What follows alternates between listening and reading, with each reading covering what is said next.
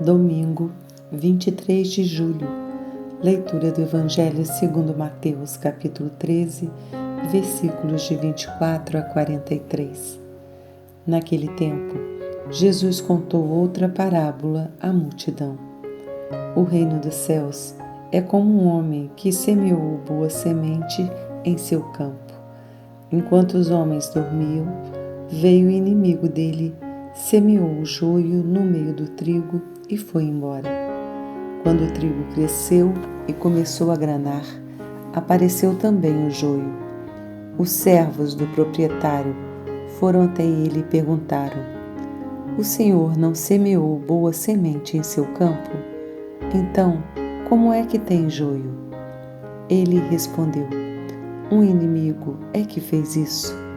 Os servos lhe perguntaram: "Quer que vamos arrancá-lo?"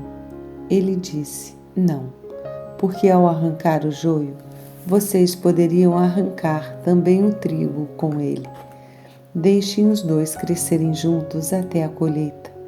No tempo da colheita, direi aos ceifadores: arranquem primeiro o joio e o amarrem em feixes para ser queimado. Depois, recolham o trigo em seu celeiro." Jesus lhes apresentou outra parábola. O reino dos céus é como uma semente de mostarda que um homem pegou e semeou em seu campo. É a menor de todas as sementes, mas quando cresce, é a maior das hortaliças.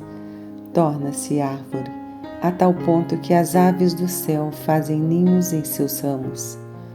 Contou-lhes outra parábola. O reino dos céus é como um fermento que uma mulher pegou e misturou em 3 medidas de farinha até tudo ficar fermentado. Jesus falou todas essas coisas às multidões em parábolas. Não lhes falava nada que não fosse em parábolas.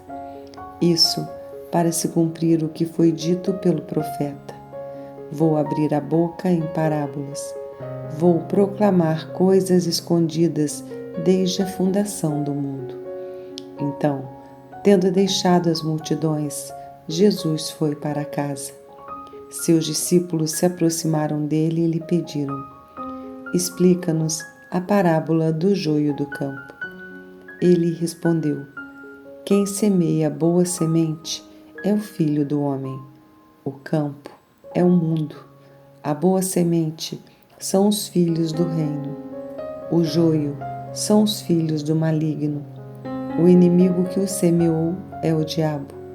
A colheita é o fim do mundo. Os ceifadores são os anjos. Tal como o joio é recolhido e queimado no fogo, assim será no fim do mundo. O Filho do Homem enviará seus anjos. Eles recolherão de seu reino todos os escândalos e os que praticam o mal, e os jogarão na fornalha ardente. Aí haverá choro e ranger de dentes. Então os justos brilharão como o sol no reino de seu Pai.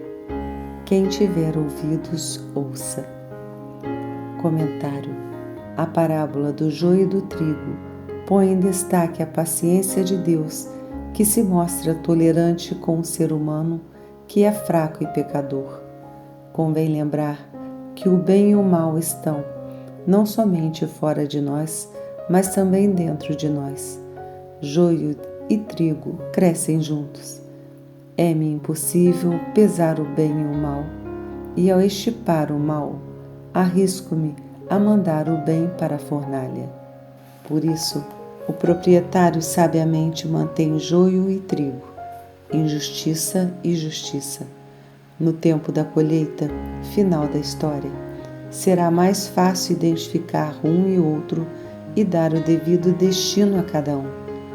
Diante dos obstáculos, os discípulos do reino podem cair na tentação de desanimar. A parábola da semente de mostarda e a do fermento vem nos confortar. Importante é fazer o bem. Não se pode inutilizar a semente, nem deixar o fermento estragar. Oração. Senhor Jesus, o reino de Deus não é um filme de ficção a que assistimos para chorar no final, aplaudir ou desprezar. Ele nos pede uma decisão. Por isso te rogamos, Senhor, que nos mantenhas alertas ao longo de nossa vida e envolvidos com a prática da justiça e da misericórdia. Amém.